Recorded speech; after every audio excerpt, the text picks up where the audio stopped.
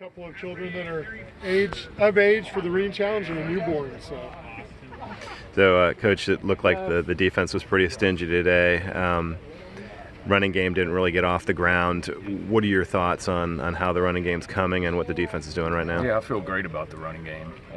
They made some good plays on defense today.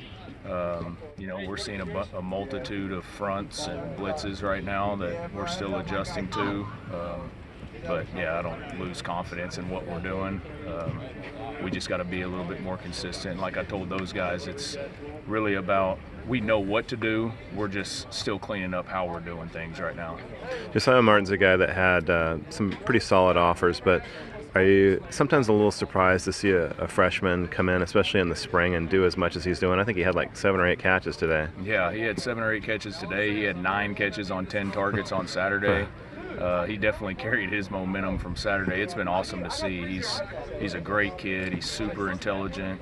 He's really learned the offense very quickly, and he just gets better every day. So the consistency that he's showing us in his route running and his explosiveness and his consistency, the quarterbacks are starting to like that too. So, we tell the receivers all the time, if you want the rock, you better be consistent because the quarterbacks are going to go where they know the guys are consistent. How do you evaluate Saturday overall for you guys? I thought it was good. It was one of our longer days that we've had this spring. I thought, for the most part, guys were competing at a high level. Obviously, we had some situational things that we needed to clean up. I thought we ran the ball well. I thought we were pretty solid on third down. We had introduced the 2-minute drill to them on Friday and then did another one on Saturday. I didn't think we were as good in that drill on Saturday as we were on Friday. So, again, it's the challenge for those guys and the challenge for us offensively is just the consistency of the day in, day out. And then obviously as you're sitting here at the last week of spring ball, not getting tired of working on little things and getting better. There's a few explosive plays in that scrimmage on Saturday. What have you thought about just kind of your development in that area? Yeah, I think, obviously we have to be explosive. And when people think of explosiveness, you're thinking it's got to be a 75-yard shot down the field or whatever. But for us, we can have explosives on screens. We can have explosives in the run game, and as well as pushing the ball vertically down the field. So we want to be multiple in the way that we're being explosive, but it definitely helps us get going. And that's kind of the challenge. I think you see when we get out on the field in these team periods and even in scrimmages, we talk a lot about getting the first down because then we can dictate the pace of play. So that's a big point of emphasis for us is go out there, let's pick up the first down, and then we can start playing with our tempo that we want to play with. Feels like Tron has kind of hit a nice stride in his spring so far. What have you thought about his last week and a half or so? Yeah, Tron's getting healthier.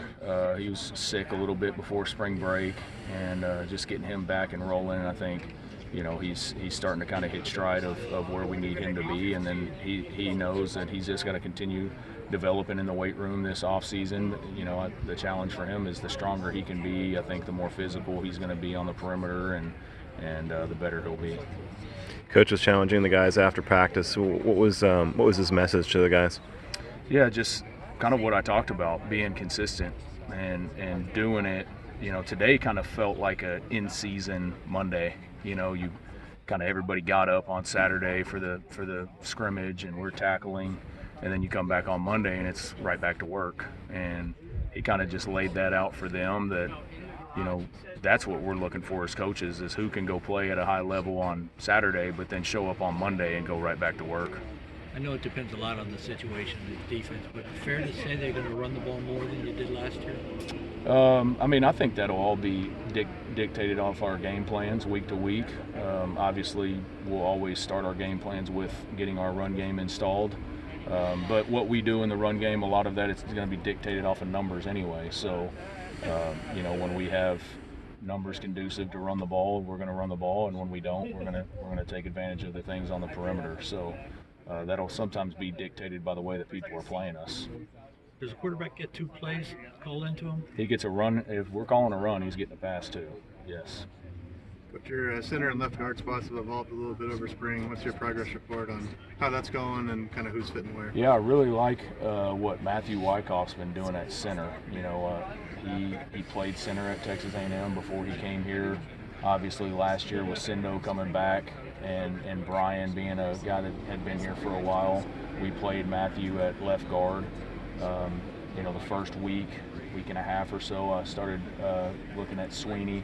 I need to develop Sweeney and Wyckoff in there, but Wyckoff is obviously a really big body, does a really good job of kind of handling everything. He's super intelligent, so I've been really happy with the way that he's developed in there at center just really in about a week.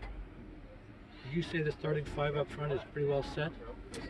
For now, based off of what we have, we'll have some guys coming in this summer, and then, we'll kind of see what happens movement-wise in the portal. We're always going to be active in trying to improve our roster at any position, and so we'll kind of see what that looks like over the next couple months. Back to the RPO, how happy are you with the decision-making on choosing the right play, the run or the pass so far between Fernando and Chandler? Yeah, I think those guys are doing a really good job. They're seeing the field well.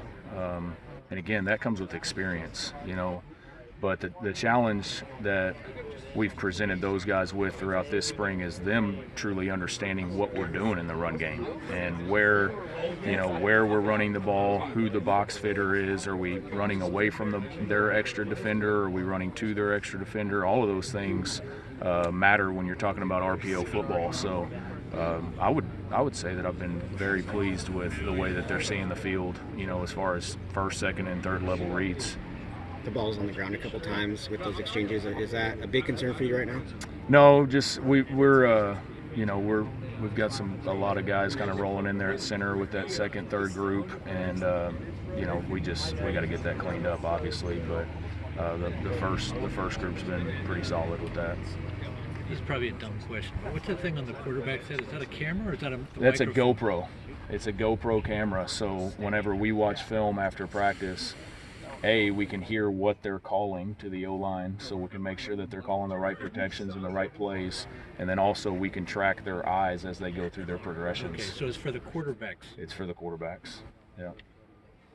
Is that film more valuable for a quarterback to rewatch it, or is it better to see the overhead still? Well, I mean, they're watching every angle, so, but I think it's good just for them to hear, for Coach Gilbert and for myself to hear, the communication that's happening between them and the offensive line, and then also tracking their eyes throughout different concepts. So it's something that we saw the Dolphins doing, and, obviously they were on Hard Knocks, and everybody watched that, and we saw some of the video footage that was off of Tua's helmet. We said, well, let's look at it and try it this spring and see if we like it. And I think, not every play you're going to get great film out of that, but there's definitely been some times, especially 7-on-7 true drop back pass full progression concepts where we feel like we're doing a pretty good job of tracking their eyes. So you're looking at whether he's looking off the safety or something, or? Yep.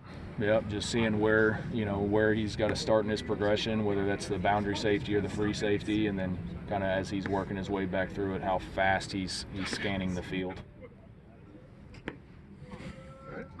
Thanks, Mike. All right.